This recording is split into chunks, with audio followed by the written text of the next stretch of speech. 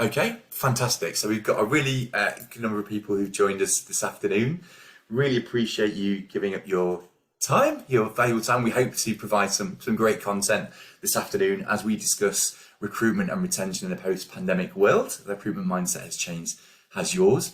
My name is James Pratt. I am the Health and Social Care Specialist for TribePad. So I work with organisations in the health and social care sector to analyse and look at their recruitment processes and how we can streamline and refine them through technology. But I'm really joined today by three fantastic panelists to have a really what we hope will be a fantastic discussion around recruitment and retention. So just to introduce our expert panel, each with a slightly different perspective on recruitment in the health social care sector market. Going from left to right, firstly I'm joined by Andrew Wood. So Andrew is co-owner of Home Instead, serving Herefordshire. Andrew's worked at board level in health and social care since 2014.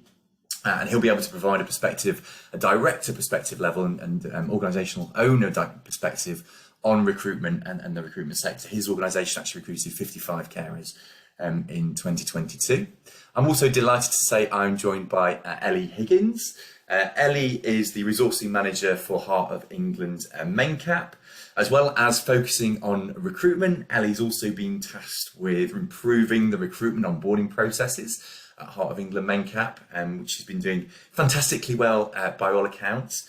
Ellie's actually worked in recruitment in health and social care for the last 7 years, including a stint in overseas recruitment as well, where she was actually focused on recruiting living carers in particular from Greece. She spent apparently 1 in 5 weeks in Greece, although she does tell me that that's not as glamorous as it actually sounds, apparently. So not on Skiathos or Santorini, I don't think, doing that recruitment necessarily. I'm also joined by the wonderful Ursula Jayes. So Ursula, as you probably know, has a wealth of experience in the sector, having led a recruitment team recruiting up to 6,000 care workers annually for a national provider in 2020.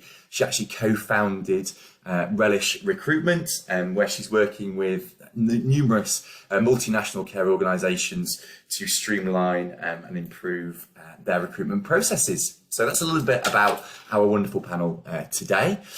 We are going to cover off two kind of key topics initially that we're going to go through. But what I want to do is really encourage people to engage with the conversation today. So please do use the question and answer function. Andrew always says to me, people always ask that, but then no one ever actually asks the questions on the webinar. So we will make our every effort and strain every sinew to make this as an interactive process as possible, because we really want to hear from you. We really want to hope and support you in trying to get the most out of this session that you've given up your really important time for. So thank you for that. Very, very quickly, this webinar is supported and hosted by TribePad. TribePad are a talent acquisition platform provider based up in Sheffield. Our mission and goal is to produce fantastic talent acquisition technology. We do work across industry, but we do have a strong presence in the health and social care sector, where we have currently 21 partners in that sector. And we would be obviously delighted if anyone would want to discuss how we can potentially support them improve their recruitment process. Please do get in touch. So with that out of the way, let's move on to the serious business of health and social care recruitment. So we know the sector has a number of push and pull factors in play at the moment in the recruitment sector. We know that Skills for Care report, we have 165,000 vacancies. We know pay and reward can be a challenge in the sector. For example, you can see here the average pay rates as per Indeed for personal care assistants versus, say, the top hourly rate for a barista, at Pret a Manger. We know we've got some challenges there. And we also know we've got some challenges in terms of retention as well. We can't talk about recruitment without retention. 59% or 52%, of carers under 20 leave care within 12 months, according to Skills for Care. So we have got some push factors, some headwinds that we need to combat. But we also know that we do have some profound pull factors. And we know the sector has some unique reasons as to why people want to join, why they want to support individuals. We know it's a hugely emotionally rewarding role. We know it's a relationship and a bond that you can create with your customers and your service users that you can't get serving a coffee or a sandwich, necessarily on a high street. It can be an all-encompassing role that you can throw yourself into. and really allow you to focus and deliver an absolutely essential work for your customers and your service users. Give them the opportunity to engage with wonderful people on an hourly by hourly basis, laugh, joke, have fun, with those individuals as well. And it's also, for many people, answering a deep calling to help those people in need. So we know that we've got some tremendous pull factors as well as push factors happening in the recruitment market at the moment for health and social care. So our first session is around looking at digging for gold. How do we unearth those hidden gems of care workers in the market? How can we be creative? And Andrew, I'm going to come to you first. For a high-level business director, owner, at the moment, how much of a priority, amongst everything else you have in your organisation, how much of a priority is recruitment to you, would you say? Yeah, of course, like, all organisations in the care sector, it is the top priority. Retention, of course, is clearly critical, but we're working in a sector where demand way outstrips the availability and capacity for care. So, we're all responsible for growing the capacity within the sector. And certainly, my experience over the last 3.5 years running a home instead franchise has been massive growth, where that demand has outstripped availability. And we've only been able to grow, we grew 50% last year by that constant supply and onboarding of great quality care staff. So it's absolutely the lifeblood of the organisation, of course. Fantastic. And where are you and your team at the moment? Where are you identifying and finding fantastic people to join Home Instead in Herefordshire? Yeah, I think the area where we've been most successful is really finding people that are either not actively looking for a role within the care sector or haven't even thought about working. So we've done a lot of stuff on social media where we're popping up in front of people and we're really inspiring people to think, oh, you know what, I could do that. Because we're recruiting first and foremost for values of people rather than prior experience or necessarily skill set. We can train that into them, but what we're looking for, my fellow owner talks about, we're looking for people with a heartbeat, a heart rather than just a heartbeat. So it's very values based. So there are loads and loads of people around like that. The challenge for us all is finding those people when they're not necessarily looking at the traditional job boards for a new job in care. Yeah, absolutely. It sounds like your social media campaigns are really kind of paying dividends around that. Yeah. Ursula, when you're working with recruiters, how wide are they spreading the net? What are you looking at from that point of view? Yeah, it's an interesting question. I think, the net has to be wide. I don't think it's wide enough. Many years ago when I first started in recruitment, we'd put an advert in the local paper and we'd wait till it came out on a Friday and we'd sit there for the phone to ring. People are very digitally engaged now. So I think, Andrew's seeing some great success across sort of social media platforms. So yeah, I don't think that the net can be spread wide enough. And I don't think we actually know where to look anymore.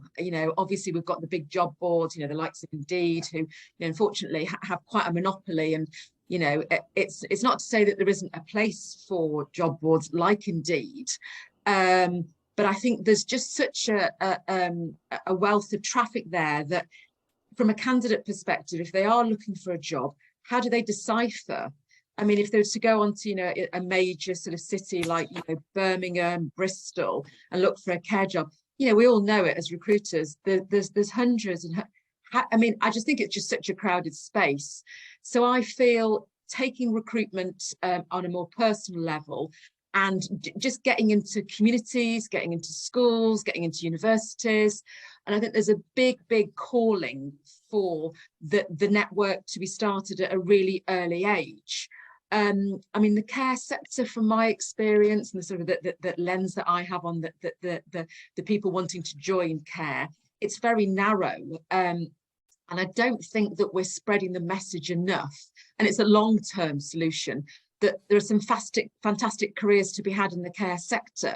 I've known people join the care sector, with a couple of GCSEs and they've become regional directors, they've been put through several qualifications and training programs, and they've flourished. So I do think it's an education piece, but the net has to be super wide. I mean, Ellie will talk about this, I'm sure, when you ask us some questions, but posters in chip shops, balloons outside, the railings of your offices. We don't know where people are looking. And it's the sort of the passive market, the people that Andrew Wood's talking about, the people that probably aren't thinking about working in care, or they don't know they can be paid for being a companion or supporting somebody through their life. So wider the better, James. Yeah, no, absolutely. Yeah, look at all alternatives. I think you're right on Indeed. I think it's a heavily fished pond, isn't it? And thinking about those alternatives is a key thing. And Andrew, capturing attention. Obviously, you mentioned a bit of kind of Facebook and kind of how you kind of look to do that and kind of pop up there. But any other really innovative kind of ways you're going out there? Maybe you wearing a sandwich board at lunchtime, wandering around the village.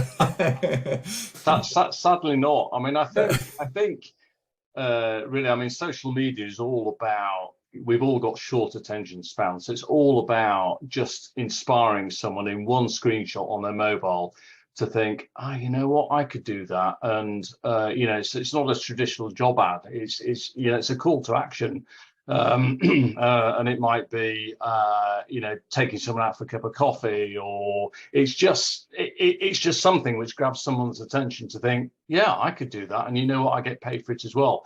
And just really removing the barriers to entry into the care sector. Because a lot of what we do is not that difficult, but we do it well because we've got people with the right heart who have that genuine compassion and that care for the people that they support.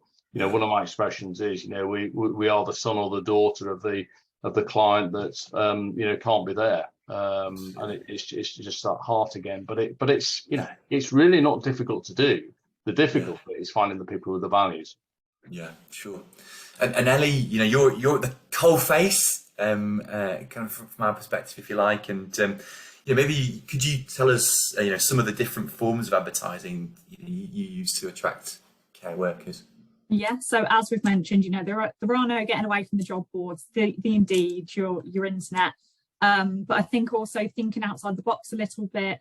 A lot of companies now have refer a friend schemes, which are really great. At certain times of the year, particularly when we're coming up to Christmas or summer, when we know that a lot of our staff might take time off, we do try and boost our refer a friend scheme, boost our bonus payments if we can. Yeah. We've also tried some methods. So we did a banner on the back of a bus. Oh, right. Around, so we're based in Stratford-upon-Avon, loads of buses, loads of tourists. It wasn't successful, I will say, but, we tried it. Yeah. We also put some banners, so we formed a relationship with a local leisure centre and sought permission from the council to put up some banners on some railings throughout the town and outside one of our offices, which is typically known for having bad traffic outside as well. So the perfect spot, really. People queuing going past, yeah. So put up some banners, and that did actually form a lot of attraction. We had quite a few candidates come through from that. Also, we do ask our hiring managers, particularly where we have smaller villages, we're asking our hiring managers and our staff, where can we advertise? Can we put a leaflet in the local post office? Is there a community notice board that you'd recommend? So sort of making those connections and asking our staff who live there. And then also, a few months after people leave us, if they go on to pastures new, we'll send them a postcard that just sort of says, we miss you, how are you getting on? Just to remind people we are still there, and that can be quite successful too. Sometimes people come back just a few hours a week, but they come back. So yeah, it's a different way, I find. Yeah, no, great. And I think, it can be difficult to kind of measure the success of those, isn't it, as well? Because it could be, someone walks past the banner or sees the banner on the back of the bus. Maybe they don't kind of cognitively click kind of straight away, but maybe they see you then somewhere else as well. And it can be a kind of a cumulative effect, can't it? That you're reaching, you're appearing to people, and over time, they then kind of come around to kind of seeing the opportunity there as well. No, thank you for that. And on the miss you kind of postcards, Like how long do you normally leave it? It's usually about 3 months. So we try and stay on top of it. And when it gets towards that 3-month mark, sending out a postcard just to say, we are still here, we miss you, is the grass greener, sort of thing. And sometimes we don't hear back, but quite often we are getting responses to say, actually, you know, missing the customers, missing the staff team. So that's nice. Yeah. I think it's also, as Andrew said, about having that passive approach. So sometimes we will also do open days at our services, particularly if we have vacancies there. We'll open up a service and it won't be a recruitment day. It will just be a, you know, come and see what we do in this building, come and see what happens here. And then I'll be there with some leaflets as well, ready to hand out. Yeah, jump on them, yeah. and actually, you're obviously working, you know, hand in glove with lots of recruiters at the current moment in time. And you know, what's your kind of perception on where the best kind of candidates are finding their next role in care? You know, where do you think that is? I mean, it's a silver bullet question, Jay. Yeah. You know, if I could bottle that. I mean, I think the best candidates are the ones that really consider the opportunity. So we know in recruitment that a lot of people will apply, because you can very easily, to several jobs. I mean, I could go on to Indeed now in 30 seconds apply for 10 jobs. Those for me aren't the best candidates. The best candidates are the candidates that ask the questions, go away and do the research. And I think it is a time issue. I think that, I mean, Andrew, you know, you mentioned the fact at the beginning of the session that there's a great demand. There's a massive demand. And, you know, people like, you know, Ellie, you know, at the coalface there, you know, you're going to have targets, you're going to have hiring managers and you know, the senior leadership team, you know, with MenCap, you know, very kindly, but reminding you that, you know, that there's customers, that, you know, you need your certain ratios for your support workers. But I do think it is about, when you do engage with candidates, giving them the time. People come into care because they care. And I'm really anti this, and I can be guilty, you know, we'll all be guilty of it, that as recruiters, we're very efficient, we have our processes and we know we've got to get our compliance right. But I think sometimes it's about taking a step back and really putting yourself in the candidate's shoes and thinking, you know, if I was going for a job working in care for the first time, I mean, I'd have, you know, 10, 20 questions, and I wouldn't want to be rushed through some sausage factory of questions to meet some criteria. So I think it's about adapting the process, asking the candidate what they want to know, what would help them, how would they like to be recruited, rather than a blanket approach imposed on them. Yeah, no, I think that's really useful, really useful.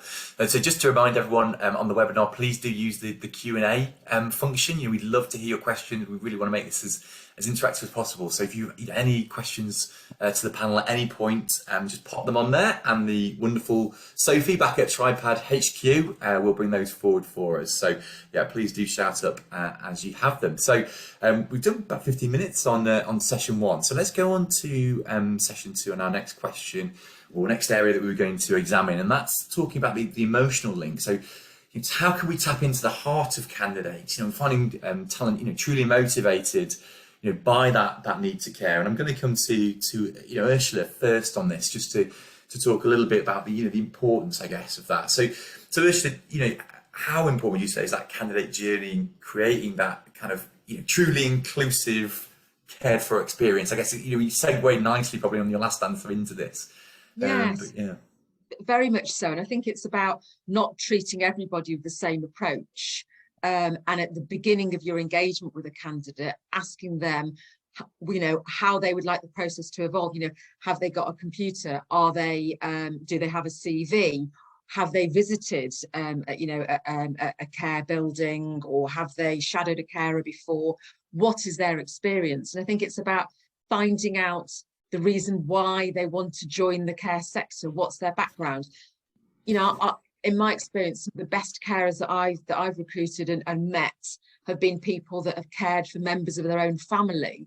So you'll usually find that there's a link. I don't want to say a gap in someone's life, that's too profound, but there's usually a link. So they might have seen, you know, an elderly relative that didn't have the best care, or, you know, I'm thinking of examples of, you know, candidates that I've recruited and, you know, their sister has had special needs. And so they've been in that environment, but not as an employee. And I think, you know, going back to, you know, the sausage factory, you know, we really need to, you know, cherish each of these inquiries. I think, and I've been guilty of it again in the past, but, you know, looking at high volume numbers and we've got to hit this target and do it. Sometimes I think, you know, as recruiters, we're too focused on the numbers. And I think, you know, sometimes steady and slow wins the race, because if we go too fast in a recruitment experience, you can lose people. People need time to catch up. And I know that compliance is important, as recruiters, we're very conscious of our metrics and our time to hire and all of these sort of good measures, which we do from a sort of a high level perspective. You know, I call it recruitment accountancy. So we all need to be very aware of those, but just don't rush it. The candidate experience will be the difference between someone joining MenCap with Ellie and somebody else. Because candidates have a choice. It's they're consumers of a job. And as we all know, which is why you're running the webinar today, Jane, you know, we're all trying to recruit the best people. So it's highly competitive, and I don't see it getting any less competitive, because, you know, the number of people that need care is increasing. We've got an aging population. You know, the figures are stacking up quite high in terms of demand. But as we're seeing, you know, unemployment is still at, you know, it's still the lowest number for 40 years. You know, we've had Brexit and all sorts of other things. So I think getting the candidate experience right is almost as important as having a high volume number of applicants. Yeah, the quality of that experience, that differentiates you in the market, you know, potentially from your competitors. Ellie, obviously this is your day to day, and you know, how do you analyze and decide, you know, whether a candidate is kind of motivated to care, would you say? Or, Andrew talked earlier about kind of values being the key thing, you know, almost disregarding experience, looking at values. You know, it'd be interesting to know your philosophy around that, and then I guess how you assess candidates. Yeah, so we aim for values-based recruitment. And part of that is finding out their story. So, you know, why are they in care? Is it that they've got personal experience with family? Is it that, you know, they fell into care at 16 and they've never left the industry but absolutely love it? Or, you know, why are they working in the industry, and what is it that appeals to them? And also making sure that we can match that. So if somebody tells me on their telephone interview they really like doing night shifts, they've done nights for 20 years, have we got the nights to offer them? You know, be nice and honest with them. Usually the answer is always yes, but, you know, I'd just like to be honest from the start. And again, build up that rapport with them, build up the relationship, gain a personal connection with them. So don't disregard information just because it's not relevant to your telephone interviews. If somebody tells you, I don't know, they got married last year, don't just say, oh, okay, well, what experience have you got working in care? You know, that they wanted to share that information with you. So even if you go off on the tangent a little bit, it's building up that connection and it's building up the relationship, which, again, once they start with you, you've got that relationship with them, and you can hopefully help your retention project there by having that relationship. And if they do have any issues, they will come to you and you can check in with them to see how they're getting on once they are onboarded. I think it's also important to ask them why. So not only their story, but why your organisation, why is it supported living that you work in, or is it living care? You know, why is it that they like that setting in particular? Why does that suit them? And understanding that, and then you can build the relationship and build the connection from there and understand their motivations for being in care. You will get people that, as we said, will have applied for 20 jobs on Indeed and don't remember you, but if you can make that difference and have that impact on them, you might be the reason why they've picked you out of the 20 others they've applied for. Yeah, no, absolutely. No, absolutely. Yeah. Really, really good thoughts, around that. And, Andrew, just coming to you on kind of a bit of EVP, you know, once you've captured that candidate's interest, as we talked about in the first section, you know, how do you, because it's obviously it's a two-way process, isn't it? You know, how do you kind of sell, you know, Home Instead Herefordshire? What do you focus on? from that point of view? Yeah, I mean, one of my favourite words in the candidate journey is cherishing the individual who's making an inquiry. They're not quite sure, what might be involved, how it's going to work out. So from the moment that we first speak with them, and we are really, really fast. So if we get an inquiry in at 7 o'clock on a Saturday evening, I'll probably drop an email back to them, within hours, or on the Sunday or something, to say, are you free for a call on the Monday morning? And from that very first phone call, which might be 10 or 15 minutes, where we're working out whether they're, right for the sector, right to come and work with us, every contact point, you right through to sort of, interview, post-interview, to then, a day's assessment.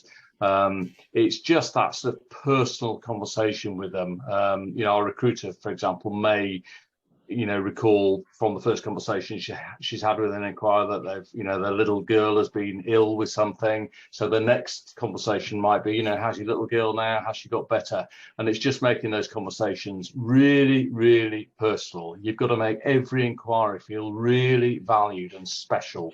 We really, really kind of want to keep them on board. We want them to come and talk to us, rather than, as Ursula said earlier, just being a number and just being another statistic. I hate kind of targets and all that kind of stuff, which, if you're not careful, can spill over into the candidate's experience. So cherish is the number one word I would use to just, follow and put into your contact management with that inquiry sort of throughout the process until the day they start with you. Yeah, no, absolutely. And Ellie, I mentioned in the intros, obviously you've come into, or brought into Heart of England MenCap to look at the processes and how everything's kind of running from that point of view. What changes have you made? What have you done to those processes? To try and improve them. And if you've found any outcomes from that, would you? Yeah, please do share that with us. Yeah. So the first thing that I looked at were our job adverts. So they were very generic. Didn't really give too much away about what our services looked like.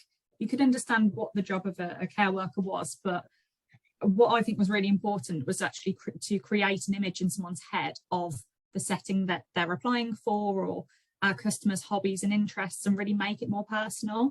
So I spent some time in my first few months visiting all of our sites and meeting the team and understanding the different shift patterns and how different places work, so that then I could go away and rewrite the adverts, but with an image in my head, and I can understand how each service looks, if it's a house, if it's a day centre, if it's a care home. And when I'm telephone interviewing people, I can almost sort of talk them through the layout of the building, and it's got a really nice garden, or it overlooks a lovely field, or whatever it might be, to sell it more to them, but also so they get an image of where they're going to be working. Also, as Ursula touched on, asking candidates what their preferences are, how to be contacted. So I will admit, when I first joined MenCap, I went in and everything was still being posted out to candidates, no email offers, it was very, very old school. So I went in and everything was email, offers, contracts, starter documents, much more efficient, much more reliable. But actually there are still candidates that do like documents posted out to them. They might not have access to the internet or be very techie. So I think now I don't assume, I always ask, how do you want to be contacted? Have you got access to your emails, or shall we post it out to you? We're quite flexible in our approach to interview times and dates. So on Good Friday, the office was actually shut. The office workers weren't in, but obviously care and operations carried on as normal. And we scheduled some interviews. And just because it was Good Friday, I wasn't thinking, oh no, I'm not going to do those interviews, because actually that's when our candidates could do. And some were in the evening, and if it meant that we could get some good candidates, it was worth it. So not being too rigid, and candidates don't always work to a 9 to a 5, so we can't. We also do some new starter surveys as well. So a month into people joining us, we'll send a survey just to see how they're getting on. And then 3 months, we'll send another survey, only of 3 questions, just to see how they found their induction. And then it helps us to mould the process. Do we need to change anything? Are they meeting a manager in their first week, or, is anything falling down, so we can identify it there? Well, No, fantastic. It's really, really good, helpful advice. So fantastic. So please do, as I say, comments, questions. Please do add them in. We would love to hear from you. Anything that's popped up in your any reflections, anything like that. Do add it into the question and answer, and we'll come back and respond to that. But 30 minutes, believe it or not, has absolutely flown by. So we're going to go to a bit of a summary question before hopefully having a couple of questions to answer. Final question to all three of you. Maybe let's start with Ursula. Do you feel attitudes to work in health social care have changed since the pandemic? I do. I feel that attitudes to life have changed since the pandemic. Yeah, that's true. Yeah. I mean, I think of myself from a personal level. I work more from home now. Everything. I mean, even sort of, leisure, going out, travel, it's all changed a lot. We had to adapt suddenly and very quickly to a new norm. And I think one of the major impacts is it's made people consider more their work-life balance. I think the pandemic had a seismic impact on the care sector. I mean, overnight, the country stopped. The care sector carried on, and it was a very troublesome time. I remember the announcements, with Boris at 5 o'clock.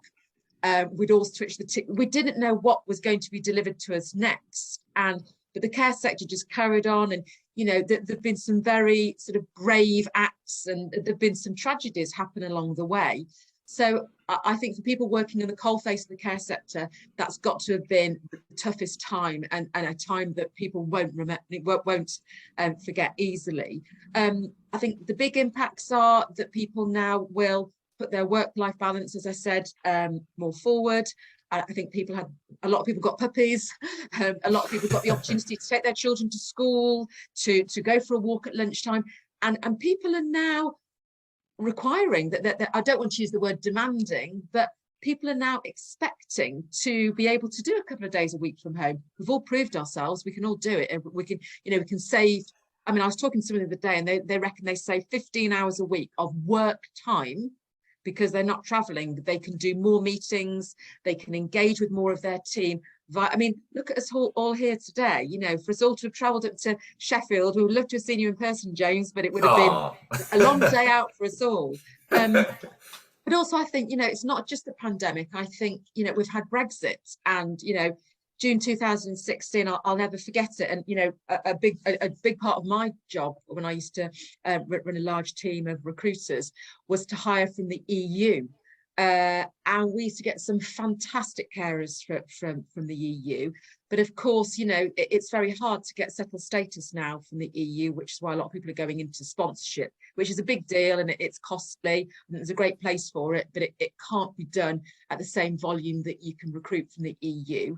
Also, I think that because of Brexit, it's had an impact on the whole labour market. So I think the figures are something like 1.4 million full-time adult EU nationals that used to work full-time in the UK have left since the referendum.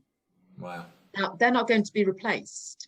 And, the population isn't growing to the level we need. So, pandemic, Brexit, two huge forces that make our lives harder. Yeah. Thank you for that. Ellie, what changes would you kind of note or reflect on, do you think, since the pandemic in health social care recruitment? So I think during the pandemic, it was, I don't want to say the word easy, but our application numbers did rocket. As Ursula mentioned, care industry continued, other industries stopped or put a pause on their recruitment, and we couldn't and didn't. After that, I think, people realised that they can work from home, they do want a work-life balance. Some people realise they can work in care, other people perhaps burnt themselves out during the pandemic. So I think we had that real balance there. For us as an organisation, we went down the route of sponsorship. So we obtained our sponsorship licence, and we now do have candidates that will come to us either on a student visa, so they can work under 20 hours a week during term time. For some of our services, that works brilliant, works for our sponsors, because they can have a visa through us. They can, you know, stick within their sponsorship realms, and they can still go to uni whilst earning some money with us. And then actually, once their student visa's ended, we've had a few people that have joined us full-time on a health and care worker visa. So we've then managed to sponsor them and they work for us full-time. And again, we've got some fantastic people through that. It's people that hadn't considered working in care, but were just doing it whilst they was at uni. And off the back of it, it's resulted in us taking them on, hopefully having a career with us, and for them doing something different and something that they hadn't considered. Some of our students were actually studying business and animal management, different things. So yeah, that's been a positive story. Obviously, sponsorship does come with its own problems. Yeah, bit of paperwork. Yeah, just a bit. But that has been worth it for us. Brilliant, fantastic. And Andrew, kind of final word from yourself, thoughts on kind of post-pandemic changes? Yeah, I mean, I think it's still ongoing, but certainly one of the big shifts we noticed, which benefited us during COVID, was the displacement of people from sectors like retail and hospitality, where, you know, thousands and thousands of people were, you know, out of a job. So that helped the availability of people that we could attract into the care sector. And, you know, the additional pressure now that, you know, we're still facing is cost of living pressures. So having work where it has flexibility in terms of the times that people are working, the number of hours a week that they're working, helps people to top up income as well as fit in with other lifestyle demands on their time that they have to put up with. So actually, on balance, I think there's been a huge upside as a result of COVID and then cost of living crisis. You know, I don't want people to suffer cost of living pressures, of course, but it's helped in terms of people needing to work a little bit more to have a little bit more money. I guess the biggest impact against us has been people like Amazon, you know, paying starting bonuses of £1,000 to go and work in a Amazon warehouse, and that's clearly a great headline for Amazon to pull people in, and, you know, the shift to kind of home delivery rather than retail shopping. So that, you know, that's a pressure against us. But on balance, I would say, you know, the availability of people now, and it depends on which part of the care sector you're in, of course, as well. We are in private pay home care, where, you know, there are lots of options, very different from operating a care home, of course. Yeah, brilliant. No, thank you for that. Really appreciate it. So we are at the end of our webinar. All that remains me to say is thank you so much to Andrew, Ellie and Ursula today for giving up their time and their thoughts. We really hope the content was of value, some really practical suggestions I think in there as well. So please, yeah, do share your feedback. There will be an email going out to everyone who's attended today with further information as well. I think we might just have one question in here at the moment. Oh, brilliant. Thank you, Emma. Saying it's been very helpful. Thank you so much for that. Really appreciate that. We do have another session on Thursday in our little series of webinars around communicating your EVP, and that's with Rowan and Paul. So please feel free to sign up on the QR code here if you'd like to attend the session on Thursday. But all that remains for me to say is thank you once again for your time. A really, really huge thank you to our panelists. That was absolutely fantastic. And we hope to speak to you all again at some point in the future. Thanks very much.